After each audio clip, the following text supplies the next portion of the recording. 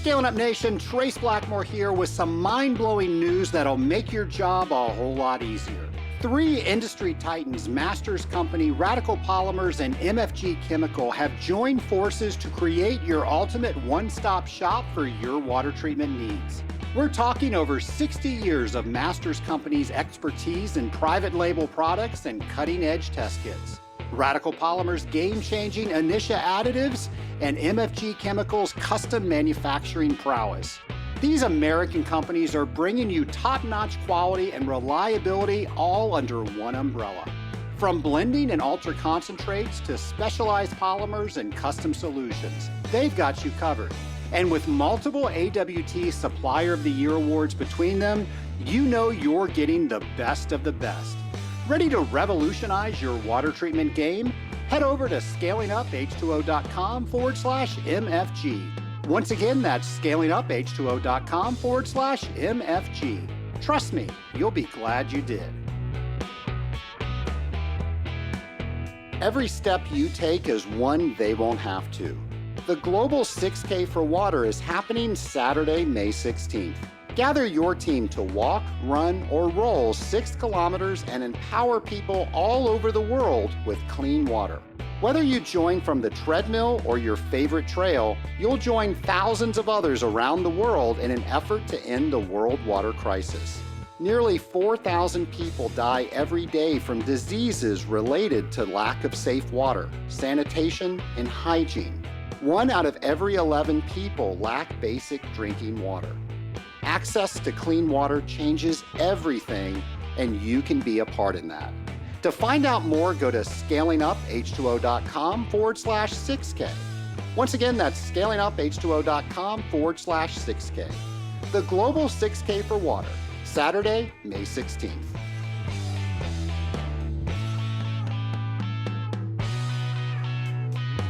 Welcome to the Scaling Up H2O podcast, the podcast where we scale up on knowledge so we don't scale up our systems. I'm Trace Blackmore, the host of the Scaling Up H2O podcast. And Nation, it is that time of year where big projects and audits are upon us. And that means one thing: lots of customer calls, emails, meetings, lots of cross-functional coordination. Exactly the kind of environment where clear, positive communication can make or break if that schedule is going to hit when it's supposed to, we're in budget, and we're always strengthening the relationship, which is exactly what we're going to be talking about today with our interview. And of course, you're going to love our returning guest, but we'll get to that in a moment. Right now, I want to get to our friend James McDonald, and here is a brand new Words of Water. Hello and welcome to Words of Water with James, the industrial water game show where I give you the definition and you get to guess the word or phrase being defined. Will you rise to the top or get blown down to try your luck another day? There's only one way to find out on Words of Water with James. Today's definition is an electrochemical form of corrosion that occurs when 2 dissimilar metals are in electrical contact with each other in the presence of an electrolyte. Can you guess the word or phrase?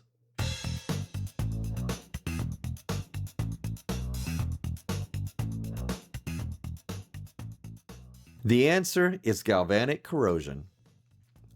Okay, for those who got it correct, step to the right. For those who got it wrong, please step to the left.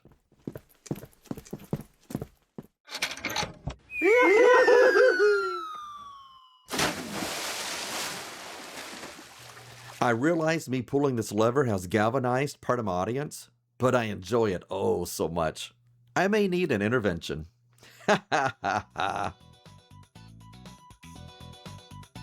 I'm James McDonald, and I look forward to seeing you next time on Words of Water with James. Well, thank you, James. And Nation, now is the time you want to get your calendars out. If you can't get your calendars out, go ahead and make a note to go to scalinguph2o.com. Go over to our events page because we've got a couple events to mention, but we can only mention a few each week. So you want to go and you want to see all of the events that maybe the ones we didn't get a chance to mention. They're all going to be on our events page. One of the items that you want to consider going to is the 2026 Environment Systems Research Institute Conference. That's taking place in San Diego, California, July 13th through 17th. And this is presentations, technical trainings, technical sessions, a huge expo all around how do we help utilities and industries solve problems. So if this is something that interests you, by all means, go to scalinguph2o.com, go over to our events page, go to this conference, and you can click on a button, and we make it so easy for you to register for all the events that we talk about. Now, I've got a couple things that I want to talk about next that you don't have to register for, and I want to get you excited about them because I'm excited about them, and we have to work on these things year-round because it's a lot of work to make sure that we've got a great product to give to you. What am I talking about? I'm talking about Legionella Awareness Month. Of course, that's the entire month of August. And that's where we're going to talk about Legionella and waterborne pathogens. We're going to have experts on the show to help share their ideas, their knowledge, so you can better your ideas and your knowledge. They are always our most listened to podcast episodes. They're our most shared podcast episodes. And it's something we do just to make sure that we're having the right conversation around the right topic. So you're going to love this month. We're going to have lots of great speakers. And again, that's the entire month of August. Now, if you haven't been to our Legionella resources page, let me tell you, that is just a treasure trove of all things Legionella. If we've talked about it on the podcast, if somebody mentioned a standard or a guideline, it is all there. So maybe you're wanting to learn more about Legionella or other waterborne pathogens. Maybe you want to know where these documents are that everybody's talking about. Well, we have curated one spot with all of the documents that we know of on scalinguph2o.com and then going over to our Legionella resources page.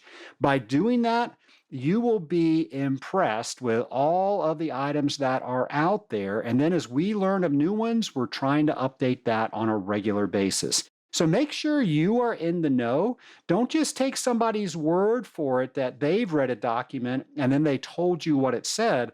A lot of these documents are not very long. Go ahead and read them for yourself so that way you can make your own conclusions. The last thing I'll mention is my favorite week of the entire year. It is the Industrial Water Treaters holiday. And of course, we can't just have one day for a holiday. No, we have to have the entire week. What am I talking about? I'm talking about Industrial Water Week.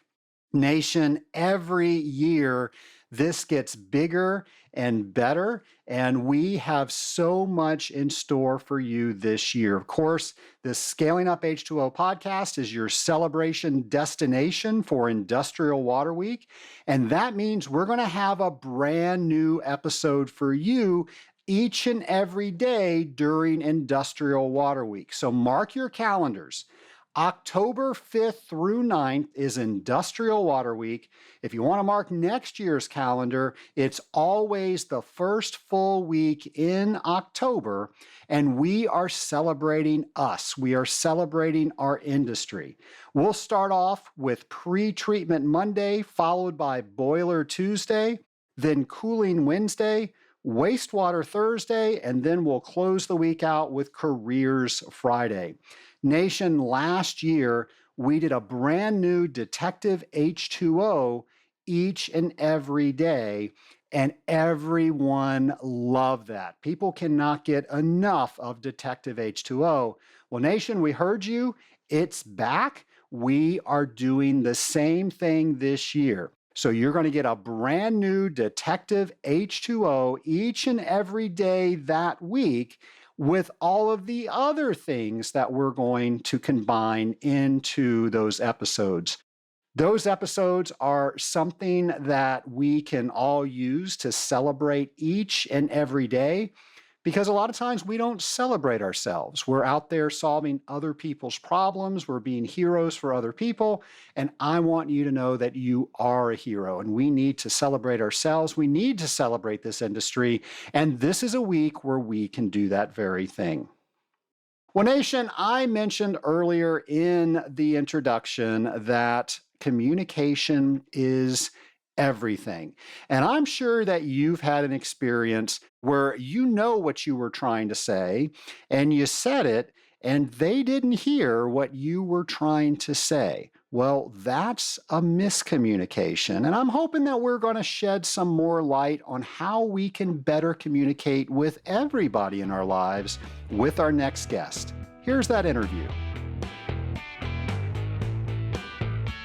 My lab partner today is returning guest Paule Genest of TGWT. Of course, that's the guys and girls with tannin. Paule, welcome to the Scaling Up H2O podcast. Do you hear it? I am so excited to be back. Oh my God. And to be your lab partner, best gift ever. Awesome. I tell you, you were on 192, where one of the best marketing episodes I think we've ever done. You did pretty much a mini marketing class on that podcast. And I use that in my sales training that I do for AWT. So lots of great feedback on that one. And then last year, right before AWT, you came on with all of the other Women of Water committee members and told us all about the wow effect. And that was a great episode too. That was episode 380. And now you're back. We're going to be talking about an awesome topic today. One of my favorite ones, communication. We've got so much to talk about. I agree. Well, what have you been up to since we've last heard you on the podcast? What have I been up to as a director of sales and ESG at TGWT and the Tannin guys, of course, growing the business, but growing relationships. That is a key factor. And of course, always an avid learner when it comes to how can I best improve my communication, and came about this topic, positive communication. And I must say, Trace, I learned so much from you from listening to your podcasts. I'm a true believer that getting into those conversations and building on them really makes you a better person. So thank you. I take this moment to have a big shout out to you. Thank you for having the Scaling Up Nation and the podcast, because I am a true believer that bringing people to light and celebrating their contribution makes a huge impact and makes a world of difference. So what have I been into and doing? Like you, I think we're both nurturing kindness and community relations, and we thrive when it comes to our industry of water technologies. And I too have a little podcast, which is it's more like a, I don't know. I think it's inspirational when it comes to speaking with the power engineers and the boiler operators. And the purpose of this podcast is really to bring to light these men and women who would normally no one would actually take the time to speak to them unless it be a Trace or a Paule. I love that you do that. I've listened to several pollcasts. You've had some AWT members on the pollcast. I'm waiting for my invitation. It went. Well, I was going to say, Trace, it's long overdue. The great interviewer being interviewed, that would be such an honor. I would love to do that. And we learn every day. And I am also an adjunct teacher at University of Montreal. And I'm proud to say that my class, which is social responsibility TGWT and PR is now, how do you say, it's no longer optional. It is like you have got to be in the class to get your degree. So this for me is a huge achievement as well. And I learned so much from the students. And again, positive communication, keeping it real, and having this leadership multiplier effect is great. I've got so much to say. Do we have only 1 hour? We're going to see how long it Ay, takes. So ay, I'll ay. split it up into multiple episodes. We'll fit it And, all in. and you were mentioning the AWT, Wow, the Women of Water, which is a great community. And I have the honor of being a mentor to Abigail Coquette. She's with FACT. And that to me is going to be a very great experience. And we're going to be journaling through it all, Abby and I, so that we do hope to share this experience at the next convention at I got to meet her. I was on a panel with her, yes, and yes, I represented the generation that was 2 generations before yes. her, I'm sorry to say. But what a great panel that was. If you weren't at the AWT in Colorado Springs, it was a panel of a baby boomer, actually 2 baby boomers, myself representing Gen X. We had somebody that was representing the millennials, and then, of course, the Gen Zers. And that was just so eye opening. The same question was answered so differently by which generation answered. I really got a lot out of that, not just being on the panel, but just hearing the discussions, especially out of Gen Z. Indeed. And, all this talk about, do we keep the cameras on? How do we use punctuation? Yeah, I didn't know I was yelling because I properly punctuate my text. And that's yelling to Gen Z. I'm not yelling, I'm using the proper English, but apparently you don't do that in texting. And back to your first question, positive communication and how do we express ourselves with or without punctuation? It reminds me of what I've learned this year, and it was a challenging year for me on many, many levels, but I've learned so much and I've grown so much too. When you ask me, what have you been up to, Paul? And so I go everywhere, I fill the space and learning to be more organized so that I always have to think and have in mind who will be listening and what message am I trying to convey. Of course, when I talk about all the things that I've been up to and all the people that I have met, it's a bit overwhelming. So I need to restructure myself. And again, going back to my PR background, it's not to speak in clips or having key messages, but always keep in mind, what do you want the listener to get away with? And it is, it is tough for me because being a yellow, it's like the sun shines. So all my rays are coming out, but really focusing back on what it is that I'm trying to convey and also bring in the person into the conversation, not just me telling stuff. Well, you mentioned the term yellow, and Yes. I'm a red. And that, of course, is referring to the temperaments. And my mentor, Kathleen Edelman, who's been on this podcast several times, actually, our highest downloaded episodes are with Kathleen. She's just fantastic. And she opened up, it's not her material. She took it from Hippocrates and then all the other people that were involved. What she did, she put colors to it. She made it easy to understand. And what you just said, you're a yellow, I'm a red, and we were talking about punctuation in text. Kathleen will say, our words, our communications, are gifts that we give to other people. And something I'll take away from that panel was there were several people there that said, oh, you just need to get used to this is how I do things. And I don't think that's the point. And I think this is what we're going to talk about today. If we are truly trying to communicate well, we are trying to use our words as a gift. And if I'm communicating with my son, who's a Gen Zer, I am not going to use punctuation because I know he's going to take that as I'm yelling at him. Even though it's proper English, I'm doing it properly, but I'm not doing it properly to him, for him. And that's the gift. It's interesting because in the real impact of the words that we use and in reflecting on what positive communication is not I'm not talking about negative communications versus positive communication, but rather the right words that we use about engineering emotional and relational outcome that we want. And in the research in prepping for our conversation, I read this thing, sometimes we want innovation, but the way we communicate, it's almost as if we are punishing risk. Or, if I want to build trust, I'm going to be defaulting to defensiveness. It's like, and again, in wanting accountability, I may be using some ambiguity because I'm not being clear on what I want to say and what do I want the other person to take away. So that's very interesting. And again, we're humans.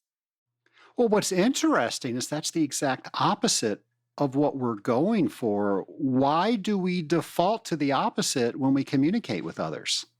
I think that we're trying to go back to the essence of who we are, and sometimes we lose sight of who we are. So we're trying to come across as amicable. We're trying to get a positive answer, respond from the other party, where in fact we should just be entering this relationship and listening to the other, how they respond, what are they looking for, entering this positive communication in the mode of sharing. But listening is an art, and I think that it is time for us to go back to listening. And as we are speaking, I'm going to come down and start listening more to what you're saying to me today and what your Scaling Up Nation is saying to us as well. But listening is an art. Be calm. Make sure your antennas are open and grab whatever is happening, but the words, but also the nonverbal communication, the context, the environment. Are you picking up on some emotions counterpart maybe having or experiencing, and that is part of the positive communication. Now you might say, but we also communicate through words in writing and videos but again, listening and do not interpret. Listening is not interpreting. Is really this is the word that's showing up for me. Do we have the same definition of the word? That is so key. Do we have the same lexicon? We talked a while back about innovation. How do you define innovation in our industry, for instance? Is it something new? Is it something that we totally created from scratch? Or is it something that we are in the mode of making better? What is innovation? And innovation might also be, hey, you know what? I used to be late and now I'm showing up on time. That in itself is an innovation. There we go. Paul, let me ask, because when we're in a conversation, most always there's a miscommunication because of exactly what you said. I think I understand the word exactly as you meant it.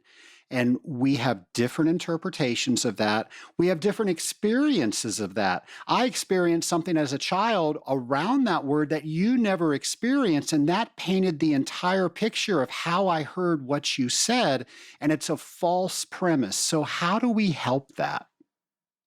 Depending on the nature of the conversation, sometimes a conversation needs to be addressed with courage. Other times we're just going in, we're very happy. So the type of conversation we're going to be having will define the type of words we're going to be using. And you're so right when you say when you show up, you don't only show up with who you are today, you are showing up with the previous trace or the previous pole as a child. And we also do you remember those transactional analysis books and texts about I'm okay, you're okay? I Oh, don't. that was a phenomenal book. It was, I mean, it came out many, many years ago. So I believe the title is still I'm Okay, You're Okay. So, in a nutshell, you show up with the three of yous, the child, the parent, and the adult. Am I? You may not have children, or I mean, when I say have children, you may not be a parent, you don't have children, like you are a parent to a child.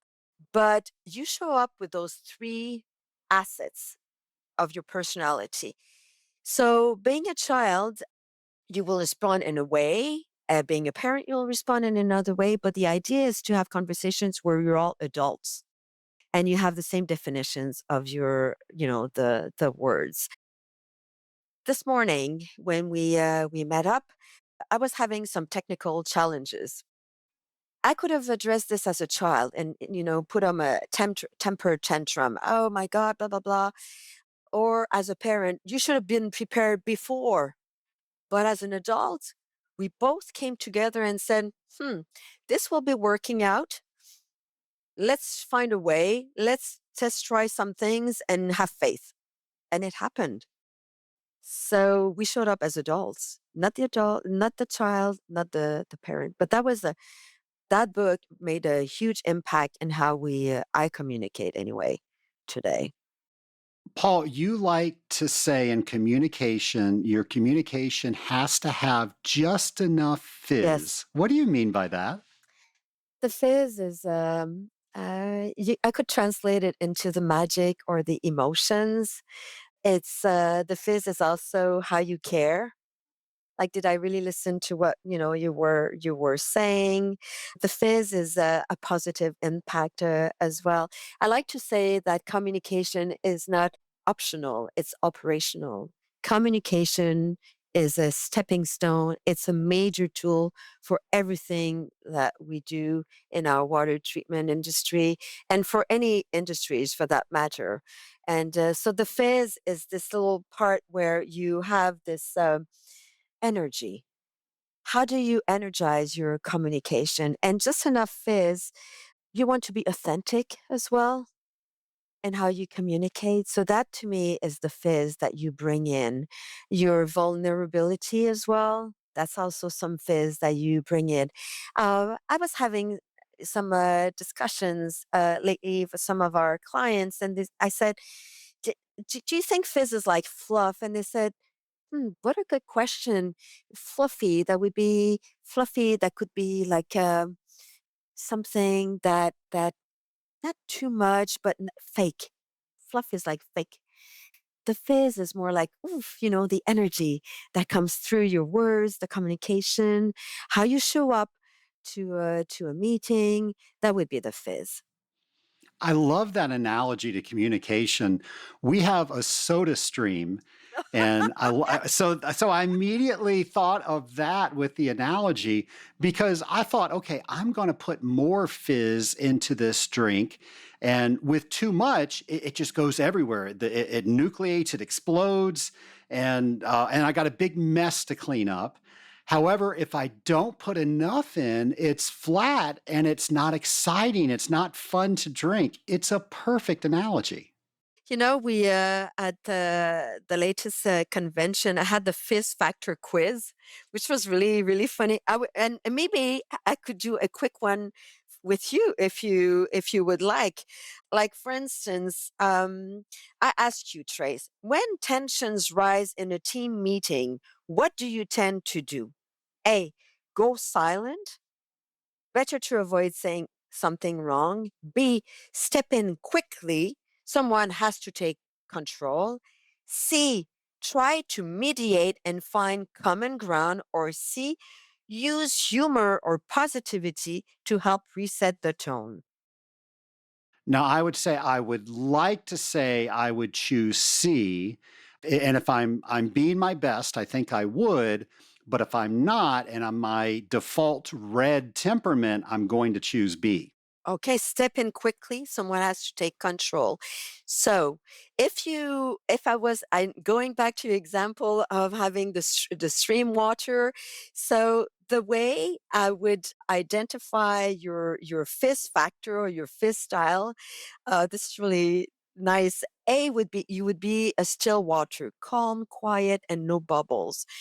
B, as you just mentioned, you would be like an espresso, strong, fast, and maybe a little intense. C, sparkling water, light, refreshing, and effervescent. And D, kombucha, balanced, bold, and good for growth. As you may suspect, espresso and sparkling water go hand in hand. I would be the sparkling water, and I need the espresso to rev up my communication.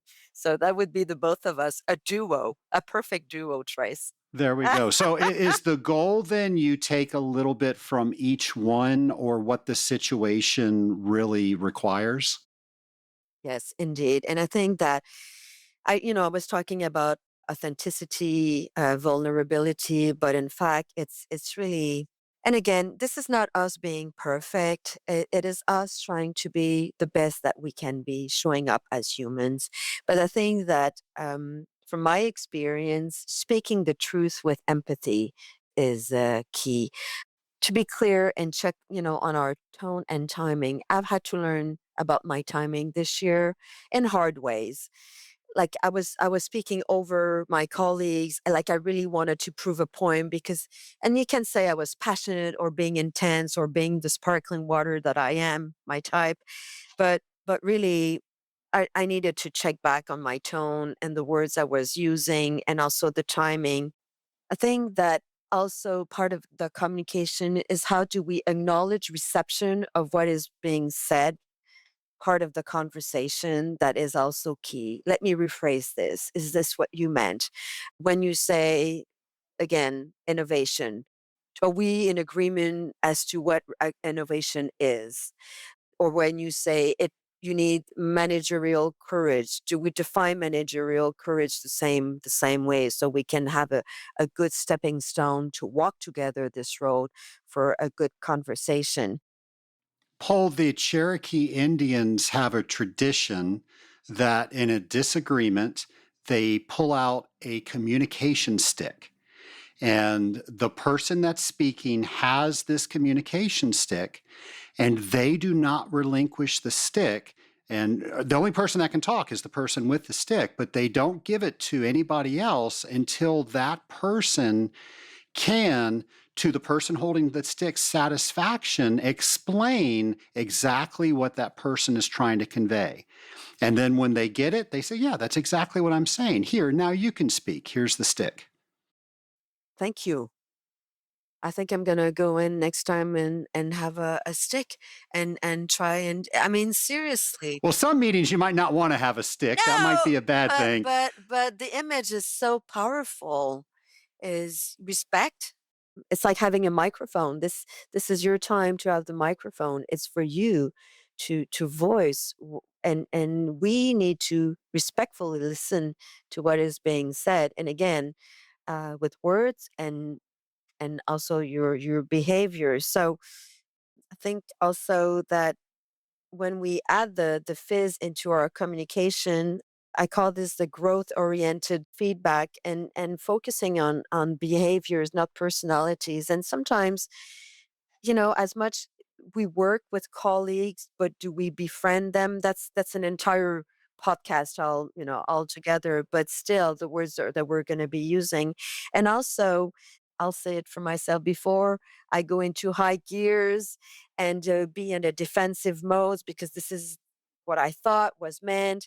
Maybe I need to validate before I can redirect my answer. Validation is key. I've been in some mediation conversations, and until, like the talking stick, until the person feels that they're heard, they're not going to listen. So, but here's the issue. I'm so attached to this issue. I'm so elevated with my emotion. I'm not going to listen to you. I just want you to listen to me. How do we check ourselves to make sure that we're not doing this dialogue of the deaf? Again, from experience, I would take a step back. Breathing really helps. I cannot always, click on my cell and timer for 1 minute, but my inner timer, I will breathe like 4 to 5 breaths Brené Brown in her book Imperfection always says, it's like when the shitstorm is coming, check out on the on the and the symptoms, So my for instance, my shoulders will be rising to my ears, my breath will be like quicker. This is a good time for me to take a step back and go to my inner timer for, I say, 30 seconds to a minute. Take breath and calm down, and go back to being in a listening mode. Because when you have someone in front of you is overwhelmed and says, you're not listening to me, this is what I'm trying to convey, and we're going nowhere. And the more we have the tone of the voice rise, the further away we are going from one another. So we have to come back to a calmer tone of voice, a listening mode. And I too have been caught up in conversations where I would say, "You're not listening to me. This is the point I'm trying to convey." And I'm not going to say aggressive, but I don't recognize where's my bubbly self? It's like, oh my God. And apologizing. Okay, apologize and take a step back. It takes a lot of humility and courage and vulnerability also to say that this is the perfect conversation has become imperfect. Are we striving for perfection, or are we striving to put something in common, as in communication? When we're thinking about what we're losing and we're selfish, we go to the defaults that you mentioned earlier in our conversation, which are the exact opposites of what we should be doing and what we're trying to get out of the conversation. So to have that frame of mind, that calmness in the heat of the moment to say, okay, this is not going where it needs to go. I'm not getting out of it what I intended. I know the other person isn't either. I need to do something different. And you've given us some techniques that we might be able to use to help with that. But a lot of people could be listening to this and they said, oh, well, that's positive communication. And a lot of times that positive communication, that might even have a negative connotation because that might come across as fake. Somebody might be using a technique on me. They might be manipulating me. So how should we reframe that word? So if I understand correctly, is how should we be reframing positive communication? Yes. Maybe I would say communication with a positive impact. Okay, so we're not looking at the communication itself, we're looking at the outcome it's going to create. Exactly. How mutually beneficial will this come out? How will this empower both parties? And how can we build on it? And again, fizz is not fake or fluff. Is really, it's all about being real, authentic. It's the tone, the timing, and I come across as being always so positive, but I've got my not so positive days, and I sometimes make mistakes too. It's so I think it's going back, and positive communication is also respecting the fact that it's not because you want to put your words out there, that you want to put yourself out there, that the other person is ready to come into the conversation as well. For instance, recently I had some harsh words for a friend, and my God, I should have put on my inner timer and really revisited the words, but I just blurted them out. It happens. And then I wanted to come back and say, I'm sorry. So I did, wrote the text, did the amends, and I did not get acknowledged with my apologies, let's put it that way, because I had some expectations, but I had totally forgotten about the other. How did she receive this bashing? I'm going to say it. How, like, and my timing to say, I'm sorry, maybe my timing was not right. So, this is a perfect example that can happen within families, work colleagues, with your friends. And you say, well, I did apologize. No, well, the other person has to acknowledge and understand in her own time. So timing is always everything. How, is the timing right to actually have this conversation? And one of my friends mentioned to me the other day, yeah, but we live in a moment, like we live in the moment. So the apologies need to be made now, and we need to work and build and revisit and then move on. And I said, no, it's like Mother Nature. Sometimes it takes time. I love that we're talking about this. So I remember somebody giving me some parenting advice once, and they say that, teaching a child how to apologize is so important because to just get it over with, oh, I said the words and now I can move on, the focus isn't on the right person. You are apologizing because you took something from somebody. Maybe it was their dignity, maybe it was something else, maybe it was a physical item, but you took something from somebody and you have to acknowledge that. And they talked about the 3-part apology. The first part was acknowledging what you did and how it affected them. The next one was trying to connect with how that made them feel, some empathy. You mentioned empathy earlier. And then how can you make it right? But the key that the person was talking to me about was it had to be on the other person's timeline, not yours, because I want to get it done quickly. But you might not. No, you were hurt. What I said, you really have to think about, and you're not ready to talk about it yet. I have to do it on your schedule. Exactly. So for me, that was a huge lesson. And again, that, as a teacher, that got me thinking I need to include this in my class, because when we talk about social responsibility, it's also being socially responsible in how we communicate.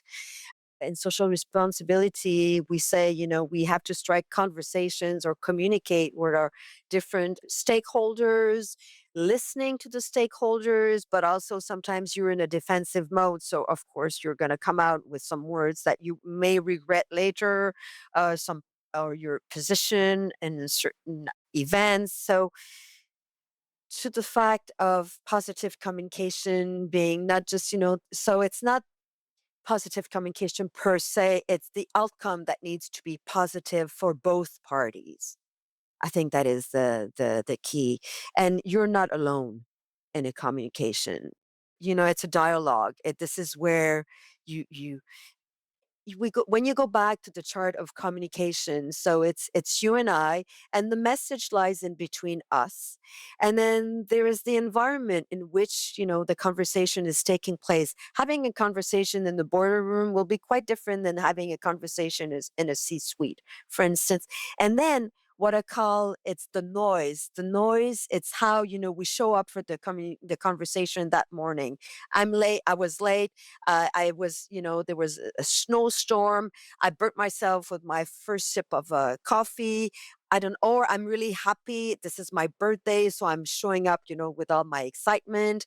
How do you show up? So that would be the noise. Inside would be the context, and then you and I, and then the message in the middle, and the feedback. Did I understand correctly what we're talking about? And sometimes you want to convey a message and it's so clear to you, but that was meant to be a positive for instance, good job, Trace, you did wonderful. But you're showing up and you said, I could have done better. So you may take my positive communication as, is she laughing at me? Is she making fun at me? Well, in fact, so I just want to make sure, is this meant to be a compliment? What are you saying to me right now? And we do not give ourselves permission to go back and revisit what it is that is being said. We need to revisit. I just want to make sure, are we on the same page? Is that what you meant? Oh, and I would say, oh my God, no, I never meant to like, this is a genuine compliment. Oh, okay. Before we jump back into our discussion, we're going to take a quick break to hear from one of our sponsors.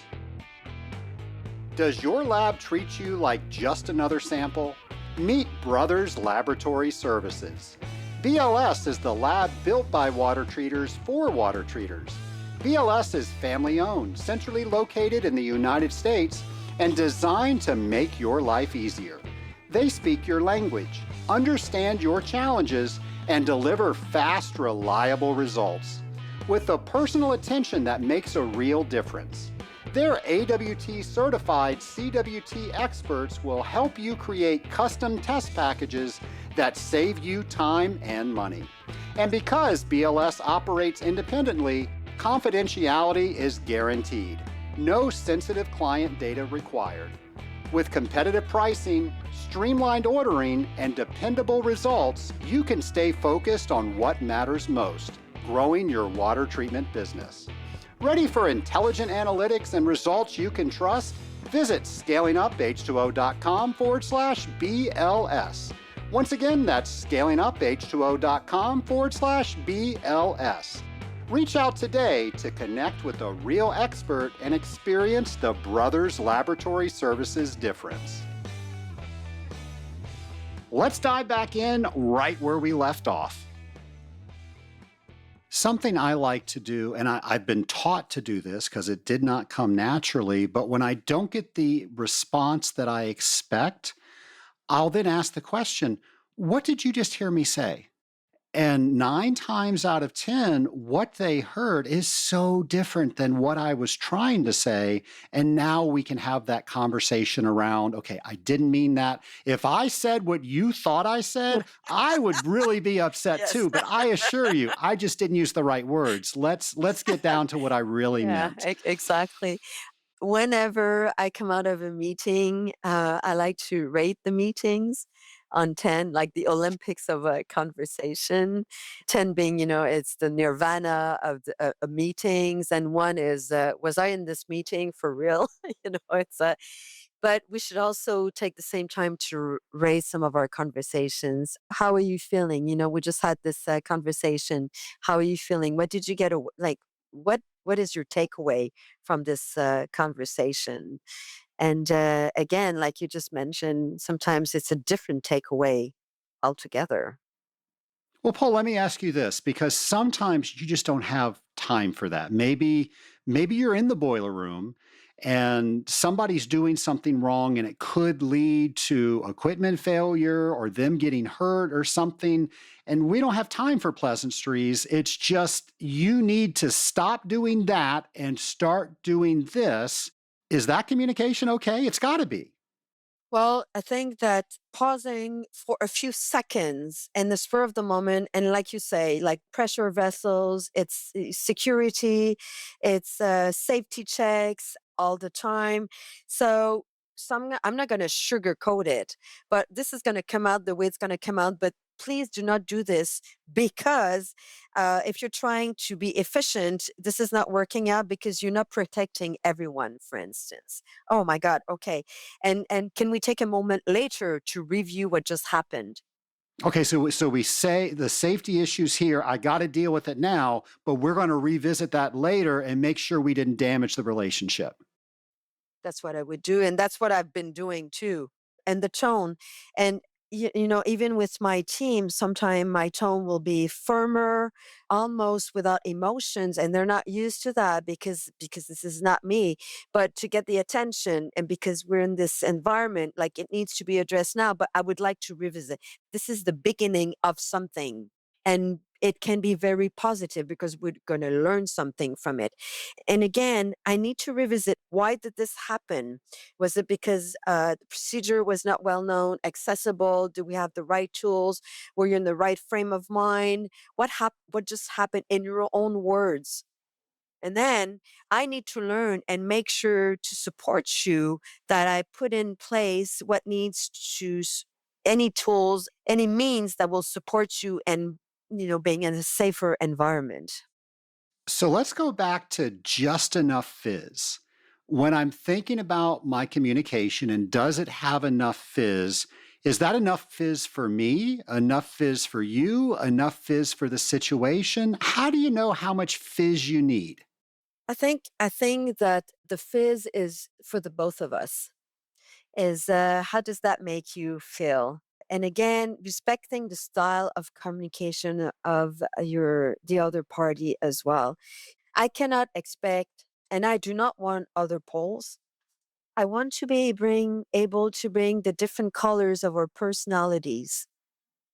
and enter in a mode that this communication will be our mode and our style of communication. So just enough fizz is again is having this energy. Are we being real here?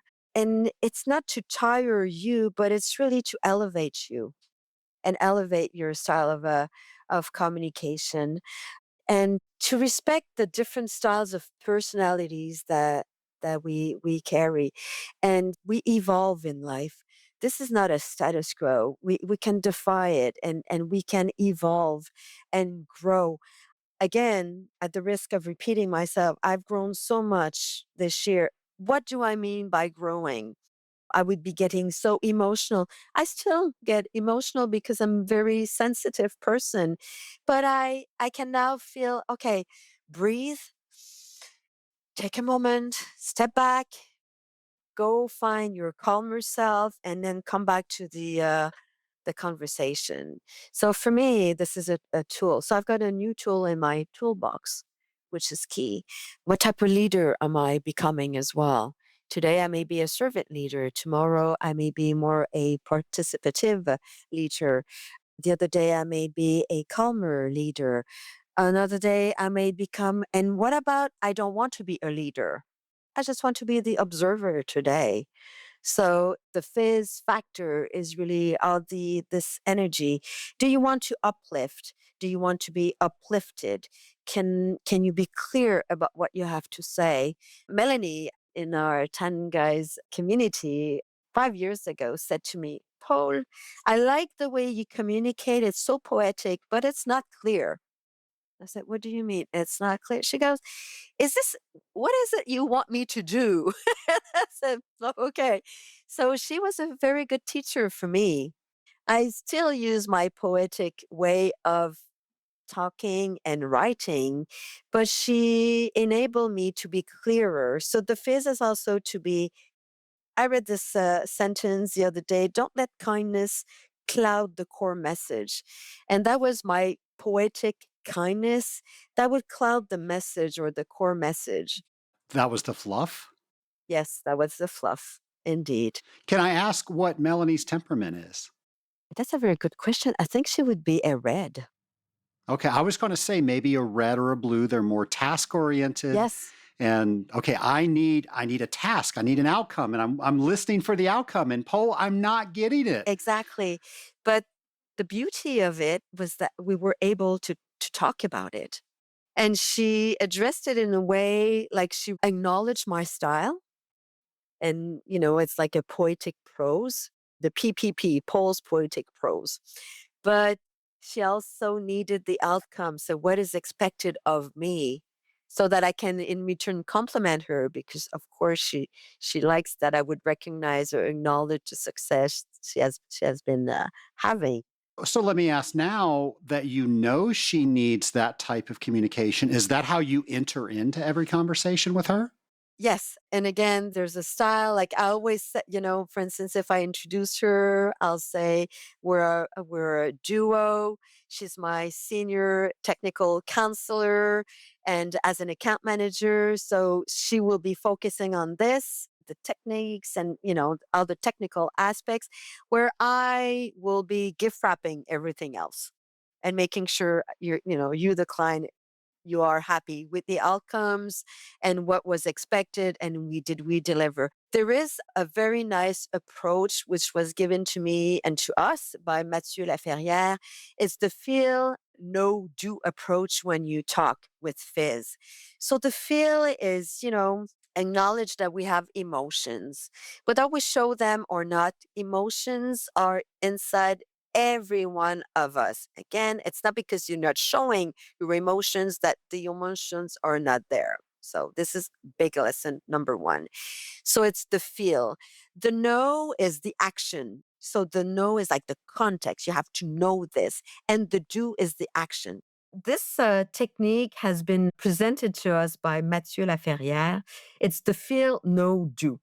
So the feel is the emotions. When you enter a conversation, always think about the other who is reading your email, for instance. The know, it's the context. And the do It's the action. What is expected of you. I use this technique every time I write an email. So that really makes it interesting. Unless let's say we have this conversation, and I'm going to send you an email. I'm not going to say, "Hi, Trace, how are you feeling?" Because we are in the moment. But the feel, this is how I use it. So the feel, the know, and the do. I will say, "Hi, Trace. I hope you're all bundled up because this is a very cold day as I'm writing to you. We had this conversation. We had a great episode on the scaling up H2O, and we talked about positive communication. Thank you for spending this time with me. The do, you mentioned that I was supposed to be sending you some references as to some of the books I've been reading lately. So please find the books I've been reading. Talk to you soon." So I love that. I will say that in my way of communicating, I will probably scan through the beginning and, okay, I'm looking for these resources. That's what I have. I had somebody that worked with me, and she had like 7 parts to an email that she would do. And there was a lot of fluff in there, and I didn't have patience for the fluff. It was just stuff that I had to read to get to the stuff that I wanted. So let's talk about email for a second, because we don't have the visual. We can't see your facial cues. We don't have the tone. So, how do we look at fizz when it's on email? How do we make sure we're communicating correctly for that person? And does fizz work in email? I think fizz does work in email, and I am surrounded by many temperaments that are red colored, and of course, I'm not going to make a paragraph on the feelings. It's one sentence. That's it. And also, it's respecting some of my styles. But for instance, I would probably keep the feel at the end for you. Okay. I would start with the context in reference to, what we were talking. So the no, this is why I'm writing to you, the context.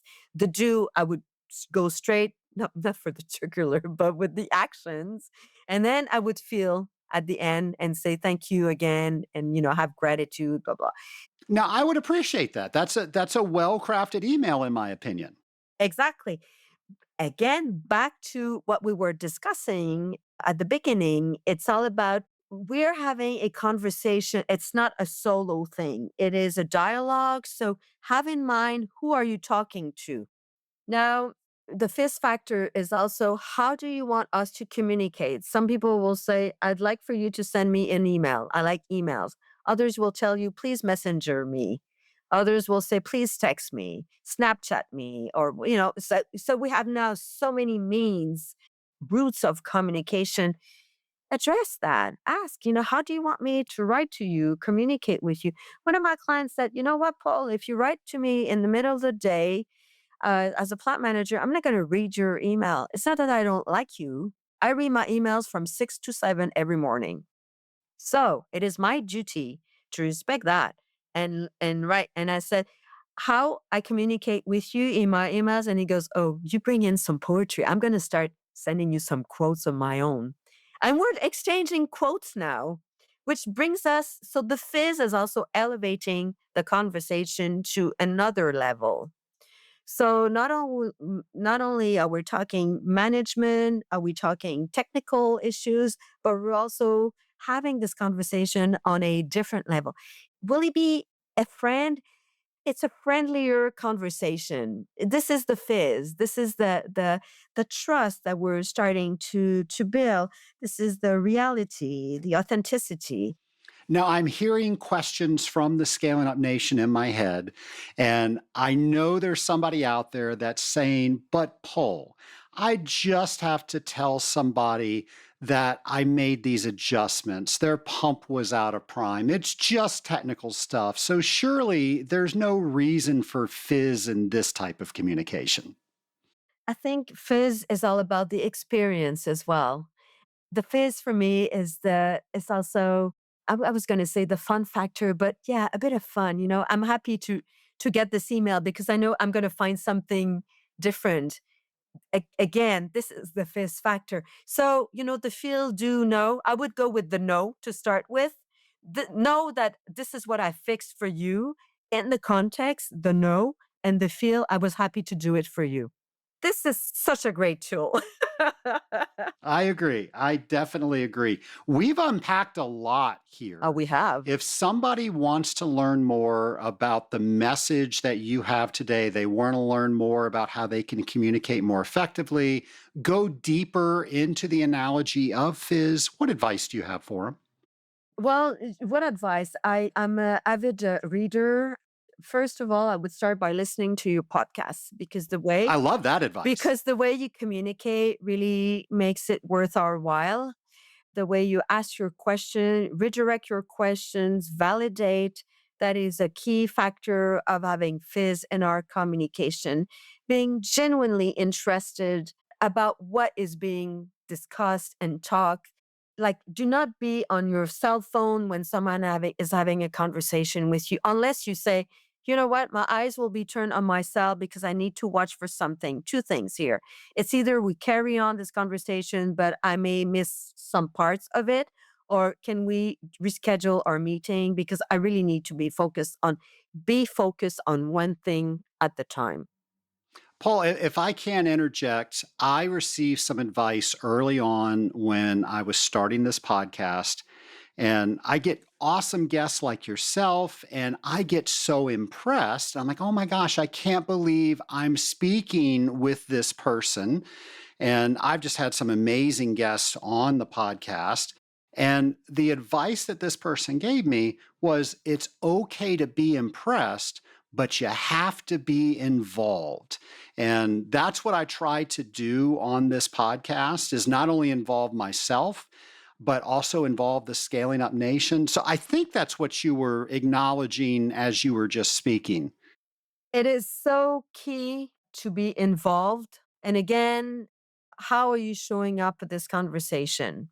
What's your mindset? And I can hear other of our Scaling Up Nation members saying, "Oh my God, this is psychopop." Like I don't have time for this. Like this is. I'm not going to say psychologist. I just want to say to you, I just fixed this. Thank you very much. Bye bye. And I sometimes say, you know what? I'm going to be very quick, direct. This is what I want you to understand that just happened. I appreciate your time, and let's carry on this conversation at another time where we can be 100% involved in that conversation. Are we in agreement? Oh yeah, yeah, we are. Okay, and then move on. So the fizz is also bringing this. The bubble is not just a bubble of excitement. It's the bubble of this is the moment. This is where it's taking place, and this what needs to be taken care of now. So the feel, the know, and the do that's key in the fizz factor. I would say. Paul, if you could just get one point across from this entire interview, what do you want that point to be? Positive communication is not optional, it's operational. Well, again, what a great topic. We all need to learn how to communicate better. We all need to learn that we're all selfish. And when we come at a communication, at how we're speaking with somebody from a selfish point of view, we're not going to get the results that we want. And thank you for giving us some tools to better all of our communication. But I'm not done with you yet, Paul. I've got lightning round number 3 because you are a third time returning guest. Are you ready for the number 3 lightning round? Okay, let's do it. All right. So, question number 1, if you could create a holiday, what would it celebrate and how would people observe it? I would create well, it already exists. I would create the friendship holiday because I feel that friendship is essential to everybody's well-being. How would they? I would write. You would make it official by sending a letter to your friend, and you know what? The day would start with writing a letter to your best friend yourself. How can you be a friend if you're not befriending yourself? I love that. So, to observe this holiday, you would start the day by offering yourself a letter of friendship to yourself, and then choose one friend and write a letter, an actual letter, not an email. And then maybe the postal services would be thankful for this. They could use the help, I think. What I love about that answer is because it goes to that selfish comment. We're so locked up inside of our heads when we communicate. And if I'm communicating with myself unkindly, how am I going to be able to give that to the other person? So, what's our self talk like? So, I love that, Holiday. I think it helps with the fizz of Yes. communication. Question number 2: what is a mantra or quote that you live by, and why does it resonate with you? Life is fragile. Why does it resonate for me is we as individuals, as much as we come across as being strong, we are fragile. We need to take care.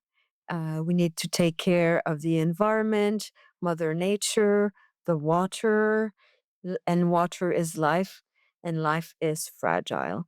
I am grateful for life, for being alive, for the life that surrounds me. So my mantra is life is fragile. Take care of it. What is the most adventurous thing you've done recently? Oh my God, hiking. I want, I want, we were at Colorado Springs and I went on hiking and for the longest of times, I would hike to impress. And for the first time, I decided to hike and enjoy the moment. And so it was very adventurous, audacious for me to see myself enjoying the hike because I was well equipped and the sceneries were. I felt so small in this museum of Mother Nature. When I say museum, because I could see what Mother Nature had prepared for us. It was a feast. It was a spectacle. So hiking, I never thought I could do it, and I was hiking with someone I love, and he was recognizing the fact that I was thoroughly enjoying it, and that to me was something I never expected to do, and I thoroughly enjoyed it. What is one thing about our industry you wish more people understood? I wish more people understood the importance of our boiler operators and also the role they play, our power engineers. They are in dim lights with the artificial intelligence now. I hear many people saying, "Oh, we no longer will have the needs for power engineers and boiler operators. These men and women have got knowledge you would not suspect." I am so honored to be meeting them. So, if somebody wanted to hear some of your interviews with them, how can they find the Polecast? Oh, podcast.com. There, that's simple. That's simple. And we'll make sure to have that on our show notes page. They have the heart of the plants in their hands. So key. So tune in to the Polecast. We'll make that as easy as possible by going to our show notes. Paule Genest, the guys and gals with Tannin, thank you so much for the third time coming on the Scaling Up H2O podcast. Thank you. Well, Paule, thanks again for coming back to the Scaling Up H2O podcast. She is such a wonderful person. She's always fun to talk to. I love seeing her in person at AWT events. By the way, if you missed the mention of the episodes that she was on previously, it was episode 192 titled The One with the Best Marketing Expert in the Water Treatment Industry. That aired way back on April 30th, 2021. And then she reappeared on episode 380, and that was entitled The Wow Effect. And this was when we had all of the women of water leaders on the podcast. This was September 6, 2024. We actually aired that episode the week before the AWT convention in 2024. And let me tell you, that was the talk of the convention. And of course, all the fantastic ladies that were on that podcast, They did a great job of using the podcast interview to get people more aware about, wow, women of water at the AWT convention. So we're all working together there, and it was a fun interview. It was actually on episode 380, that was the most guests I have ever had on a single interview. So I believe we had 6 different guests on that podcast, and it was actually okay because we had pre-coordinated how we were going to ask questions, who was going to answer the questions. Now that meant our great audio engineer Sean Dooley, he had to put together, I want to say 7 tracks because mine was included, and cue all of those up so they sync together and made sure they all sounded relatively the same and balancing sound. I don't know how he does all that stuff, but I am sure glad that we have him on our team because he keeps us sounding great. And that's why we are the top water treatment podcast out there, because we've got great people on our team like Sean. Also, because people like you out there are listening to the podcast, not only listening to the podcast, but also telling other water treaters about this podcast. Nation, we couldn't do what we do without you doing that. So thank you for doing that, and thank you for continuing to do that. Now, so many take away from Paule's conversation with me. Positive communication just isn't about being upbeat. It's about using intentionally chosen words to make sure that we're truly saying what we need to say in a way the other person is going to understand it. We don't show up to conversations as blank slates. We take everything that we've experienced up to that moment with us, and it's important for us to realize that the other people haven't had those experiences. So when you think about the last time you had a miscommunication, it happens to me every day, it's normally because it's based on a previous experience that I've had, and they aren't privileged to that experience. So when I think about that and I choose my words more carefully, I'm able to take some of the gray out of communicating. Listening more than waiting to talk is super important because so many times we're trying to cue up what we're going to say next, and we're not listening to what the other person is saying. And then we think that there is a disagreement when it's just simply we're not listening, or we're not trying to make sense of what the other person is saying. We're simply waiting to reply. And small adjustments in how we communicate, and understanding that different generations communicate differently. And so many people get frustrated with that. Oh, I was brought up in this decade, and this is just how we were, so deal with it. Well, folks, that's not how people are. People were brought up in their generation, in their decade, and we do communicate a little bit differently. For example, if you put all caps in a text, a Gen Z is going to think you're yelling at them when somebody older might just not know where the cap locks button is. So if we all kind of learn how to give people more grace, but also how to give people more of what they need when we're trying to convey our message to them, I think our communication is going to get so much better. And then finally, mentoring and teaching all the information that people have accumulated over their careers.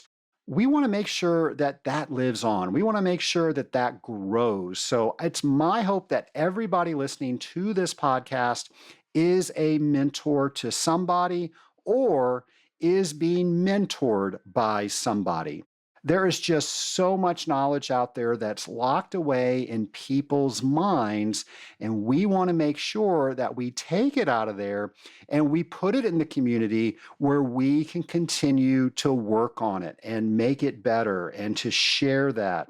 And now the entire industry gets better, and our mission is to raise the bar in the industrial water treatment industry We can't do that without great communication.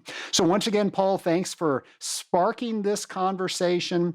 And of course, I can't talk about communication without mentioning my mentor, Kathleen Edelman, who has taught me so much about communication, so much about myself and how I receive other people's words.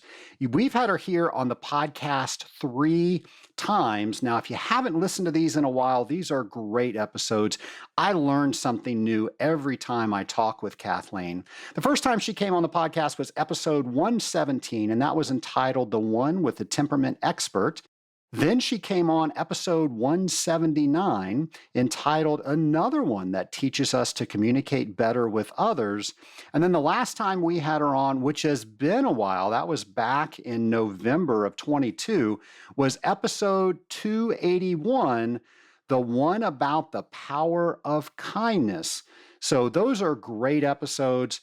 Of course, we can't do anything that we do without communicating with others, and learning how to communicate better is so important. It also makes me think that I need to invite Kathleen back on this show. It's been a while. Well, Nation, we're going to have a brand new episode for you next Friday. Until then, have a great week, folks. Want to ensure you're fully prepared for the Certified Water Technologist examination? Our CWT prep course provides you with the tools and knowledge you need, from detailed study guides to a 100-question practice exam. We've got you covered. Visit scalinguph2o.com/CWT prep and start your journey to certification.